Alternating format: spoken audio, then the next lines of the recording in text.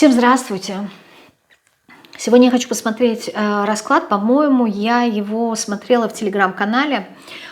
Вот, кто не подписан на телеграм-канал, в описании к ролику есть ссылка на мои услуги. Нажимаете на кнопочку, это там, по-моему, ссылка на топ-линк.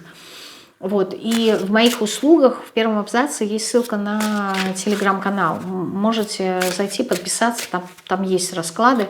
Тоже я делаю по возможности каждый день в аудиоформате. Вот, по-моему, там я ставила эту тему, почему с вами так поступили. Ну, давайте вот мы посмотрим. Загадайте какую-то ситуацию для себя. Мы попробуем посмотреть причины, почему с вами так поступили. Потому что здесь была какая-то хитрость, здесь был обман. Да? То есть вас обманули. Вам не сказали всю правду.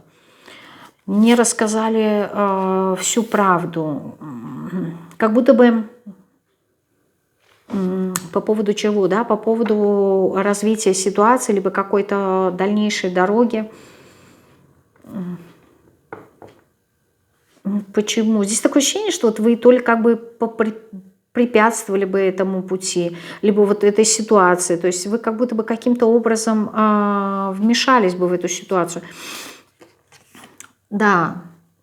То есть вы не дали бы этой ситуации развиться. То есть если бы вы знали, как обстоят дела на самом деле, то вы бы смогли на нее каким-то образом повлиять и вот помешали бы другому человеку реализовать его какую-то задумку. Еще почему с вами так поступили?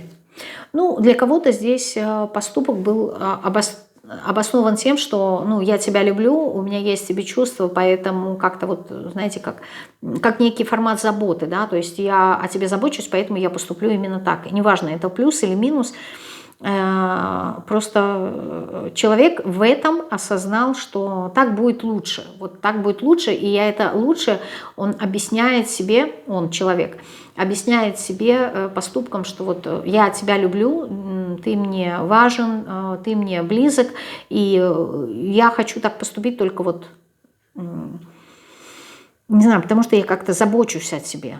Здесь какой-то формат заботы. Да, потому что ты ценен, важен для меня и являешься прям, ну вот, большой значимостью, поэтому я как будто бы выбрал такое решение, такой поступок, потому что так будет лучше для тебя. Но делаю я это не из эгоистичных каких-то своих побуждений, а из состояния любви по отношению к тебе. Есть такой смысл. И еще почему с вами так поступили. Здесь у кого-то может быть возникнуть такое ощущение, что просто потому что наступил какой-то конец. Но для кого-то это может быть и пауза.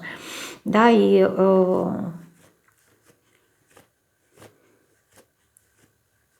четверка мечей говорит.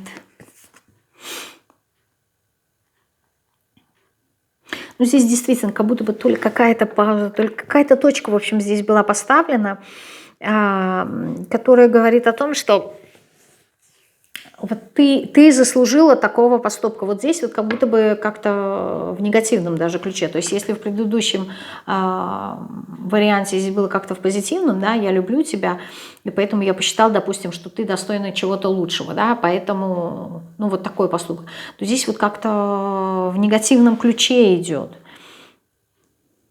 Потому что ты как-то заслужила. Может быть, еще здесь как остановка была из-за того, что вот вы как-то слишком самодостаточны, что ли. И то ли есть ощущение того, что если здесь речь идет об отношениях между людьми, да, то, возможно, человек здесь почувствовал, ну, какую-то свою ненужность, да, то есть ты лучше меня, ты выше меня, поэтому, ну, здесь будет вот точка, вот такая позиция, потому что я не могу тебе ничего дать, и так будет лучше. Ну, то есть человек как будто бы ощутил свою ущербность, что ли, по сравнению с вами.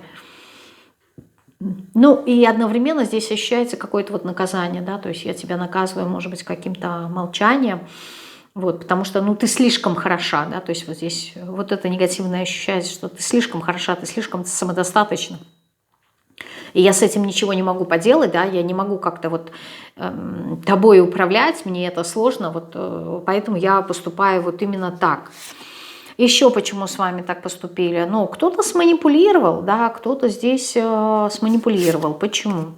Потому что захотел быть победителем за ваш счет. Еще почему с вами так поступили?